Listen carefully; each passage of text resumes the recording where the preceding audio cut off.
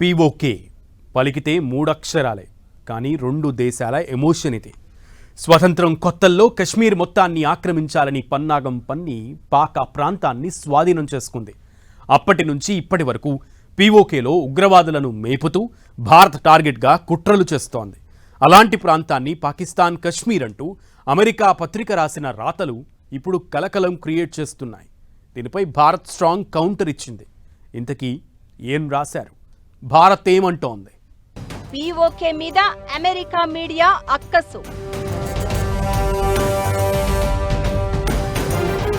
పాకిస్తాన్ కశ్మీర్ అంటూ రాతలు. The New York times రాతలతో కలకలం. పత్రిక రాతలపై భారత్ తీవ్ర అభ్యంతరం. పాకిస్తాన్ కశ్మీర్ లేదంటూ భారత్ కౌంటర్. జమ్మూ కశ్మీర్, లద్దాఖ్ భారత్లో అంతర్భాగమే. పాక్ ఆక్రమిత కశ్మీర్ అసలు కథ ఏంటి? అక్కడికి అక్రమంగా పాక్ ఎలా వచ్చేసింది?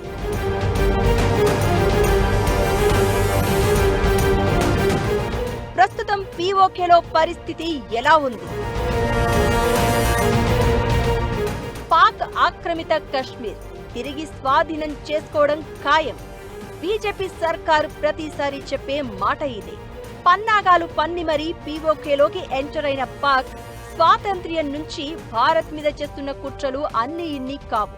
ఆ ప్రాంతంలో ఉగ్రవాదులను మేపుతూ ట్రైనింగ్ ఇస్తూ భారత్ మీదకు ఉసిగొల్పుతోంది. కుట్రలు చేసేందుకు వ్యూహాలు రచిస్తోంది.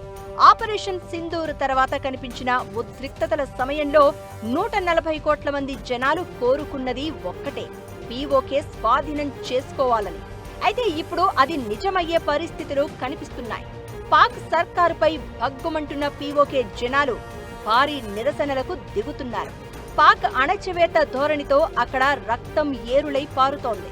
తాము భారత్లో కలిసేందుకు సిద్ధం అన్నట్లుగా అక్కడి జనాలు కనిపిస్తున్నారు. ఇలాంటి పరిణామాల మధ్య అమెరికా పత్రిక అక్కసు వెళ్లగక్కింది. పీఓకేని పాకిస్తానీ కశ్మీర్ అంటూ ఓవర్ యాక్షన్ రాతలు రాసుకొచ్చింది. ఇదిప్పుడు తీవ్ర చర్చకు దారితీస్తోంది.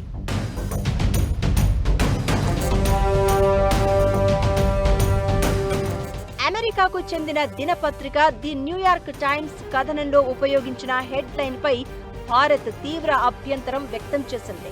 పాక్ ఆక్రమిత కశ్మీర్ ప్రాంతాన్ని పాకిస్తానీ కశ్మీర్ అంటూ రాసుకురావడం తప్పుదోవ పట్టించేలా అసత్యంగా ఉందని స్పష్టం చేసింది.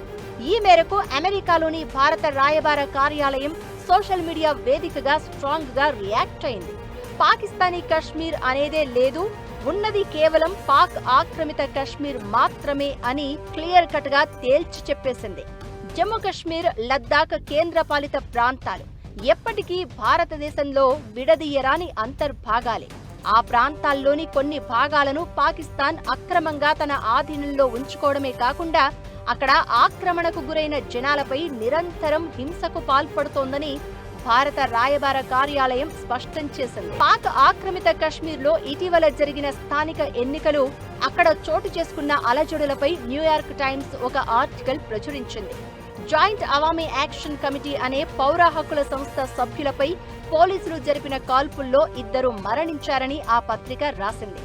వారం రోజులుగా సాగుతున్న ఈ ఘర్షణల కారణంగా ఎన్నికల ప్రక్రియ దెబ్బతిన్నదని, తమ సభ్యులు పలువురు పోలీసుల కాల్పుల్లో మరణించారని జాయింట్ అవామీ యాక్షన్ కమిటీ ఆరోపించినట్లు రాసుకొచ్చింది. ఈ మరణాలపై నిష్పాక్షిక విచారణ జరిపించాలని human rights commission of Pakistan demand చేసిందని తెలిపింది. అయితే ఈ కథనానికి న్యూయార్క్ టైమ్స్ పెట్టిన హెడ్లైన్ ప్రాంతీయ వాస్తవాలను వక్రీకరించేలా ఉందంటూ భారత్ దౌత్యపరమైన హెచ్చరిక చేసింది. మొత్తం జమ్మూ కశ్మీర్, లద్దాఖ్ ప్రాంతాలపై భారతదేశానికి పూర్తిగా సార్వభౌమాధికారం ఉందని, ఆ భూభాగాలు భారత్లో విడదీయలేని భాగాలని మరోసారి స్పష్టం చేసింది.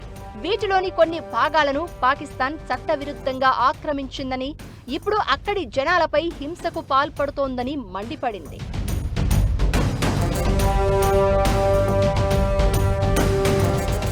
పాక్ ఆక్రమిత కశ్మీర్లో జరుగుతున్న శాసనసభ ఎన్నికల వేళ పరిస్థితులు ఉద్రిక్తంగా మారాయి. ఎన్నికలను వ్యతిరేకిస్తూ నిరసనకారులు వీధుల్లోకి రావడంతో భద్రతా దళాలతో ఘర్షణలు చోటు చేసుకున్నాయి.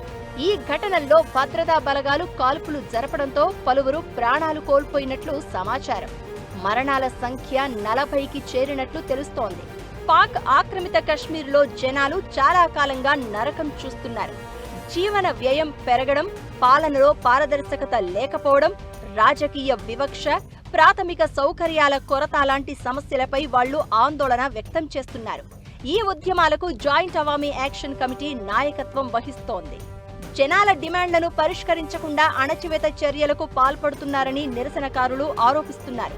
పీఓకేలో నిర్వహిస్తున్న ఎన్నికలను భారత్ గతంలోనే తిరస్కరించింది.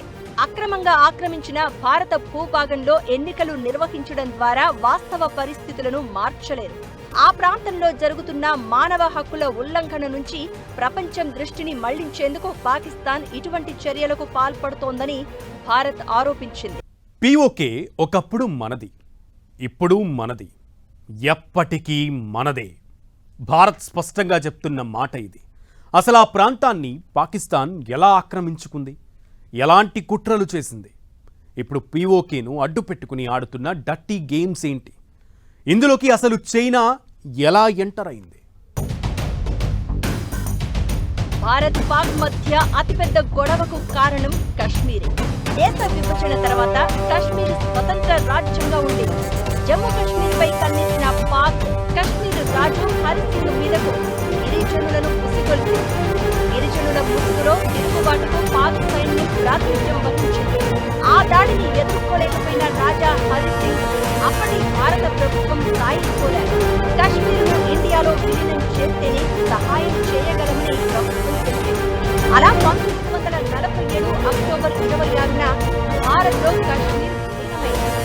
భారత సైన్యం రంగంలోకి దిగగా పాక్తో యుద్ధం జరిగింది. 1949లో కాల్పుల విరమణ ఒప్పందం జరిగినా అప్పటికే కశ్మీర్లోని కొంత భూభాగంలోకి పాక్ చొచ్చుకొచ్చింది. ఆ తర్వాత తిరిగి వెనక్కి వెళ్లలేదు.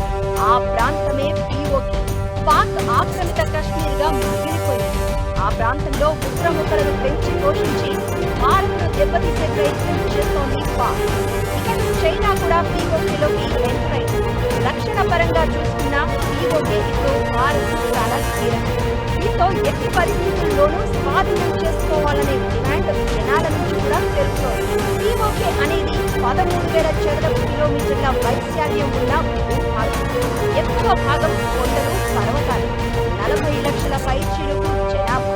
కశ్మీర్లో ఉగ్రవాదానికి చెక్ పెట్టాలంటే పాక్ ఆక్రమిత కశ్మీర్ స్వాధీనం చేసుకోవాల్సిందే. గతంలో పీఓకేలోని ఉగ్రవాద క్యాంపులపై భారత సైన్యం సర్జికల్ దాడులు చేసింది.